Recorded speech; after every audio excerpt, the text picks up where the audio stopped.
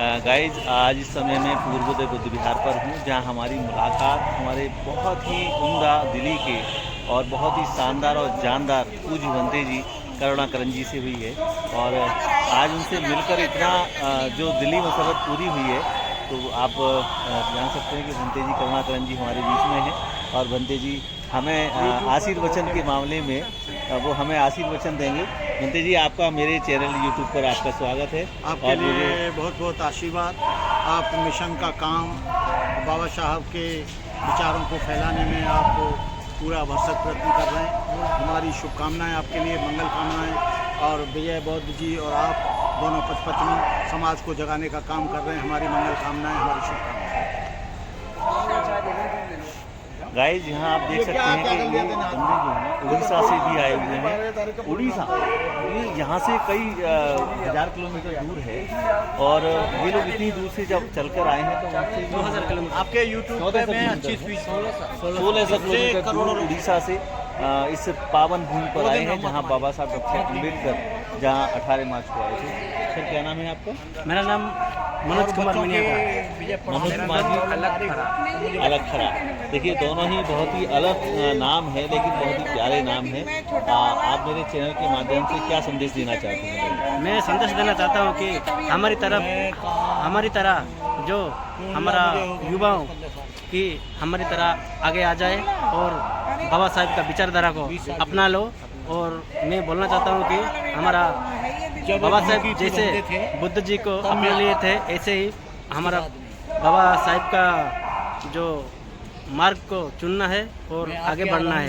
लोगों को जानो, छानो और मानो, इसलिए ऐसा बात को लोगों की तरफ पहुंचाओ, ऐसा मेरा वार्ता है। बिल्कुल, थैंक यू, बहुत बहुत धन्यवाद। एक मिनट, जो बंदे हमारे बीच में उड़ीसा से आए हुए हैं, दोनों ही बंदे यहाँ हैं, क्योंकि मैं पूज्य भंते जी के पास ये लोग बातचीत कर रहे थे, लेकिन वहाँ से अलग इनको यहाँ पर थोड़ा सा साइड में लेकर आया हूँ और इनके विचारों से मुझे इतना दिली मसरत पूरी हुई है और एक सिरहन सी भी दौड़ जाती है खून में, रक्त के अंदर जो एक वाल है वो भी आना शुरू हो जाता है, क्योंकि बाबा साहब ने अपने 4 बच्चों की जब इतनी सारी कुर्बानियाँ दे के हमें ये वस्त्र पहनने का भी अधिकार दिया है, तो हम तो उनके कर्ज को कभी जिंदगी में नहीं हम उसको पूरा कर सकते हैं, लेकिन एक प्रयास कर सकते हैं उनकी मिशन मूवमेंट पर काम करके।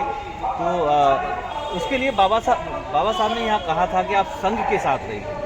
तो क्या आज की ज़रूरत नहीं है कि हमें एक संघ के साथ इकट्ठा होंगे तभी हम बचेंगे? ऐसा लगता है आपको? क्या कहना चाहिए? हम अगर भारतवासी है तो भारतवर्ष में SC ST OBC और माइनॉरिटी जब तक समझ नहीं पाएंगे तब तक हमारा भारत अधूरा रह जाएगा। नहीं तो हमारा बाबा साहब का संविधान तो अभी खतरे में है। इसलिए हम संविधान को बचाने के लिए हम जागृत होना चाहिए और आगे बढ़ना चाहिए। लोगों को हमारे संविधान का बारे में लोगों को पहुंचाना चाहिए। जैसे कि हमारा गांव का, हमारा पहाड़ी इलाका में जो आदिवासियों में रहते हैं, आदिवासियों के पास पहाड़ों में जाके गांव पहुंच के जो संविधान का बारे में बोलना चाहता हूं कि जो मैं तो बोलते रहता हूं, आगे भी बोलूँगा और ऐसे ही पहुंचाते रहूँगा। इसे लोगों को। सर, आपने जब संविधान की बात की है कि संविधान हमारा आज खतरे में है, हाँ। और किस तरह से खतरे में, क्या संविधान की क्या प्रस्तावना है, उसके बारे में क्या कहेंगे? मैं लोगों को का पास पहुंचाना चाहता हूं। संविधान अभी खतरे में है, जैसे कि पखंडवाद और हमारा हिंदूवाद जैसे हमारा SC ST OBC लोगों को अपना लिया है। चलिए, बहुत बहुत धन्यवाद, क्योंकि भैया इनकी भाषा और हमारी भाषा में काफ़ी अंतर आ रहा है। क्योंकि मैं अगर जब तेज़ जल्दी से बात करता हूँ तो शायद इनको थोड़ा सा कम समझ में आ पाता है, तो उसको वो अपने हिसाब से वो कर रहे हैं। लेकिन भारत की जो संविधान की मैंने कहा था कि मूल जो प्रस्तावना है, हम भारत के लोग, भारत को एक प्रभुत्व संपन्न समाजवादी धर्मनिरपेक्ष लोकतंत्रात्मक गणराज्य बनाने के लिए तथा उसके समस्त नागरिकों को सामाजिक, आर्थिक न्याय, विश्वास, अभिव्यक्ति,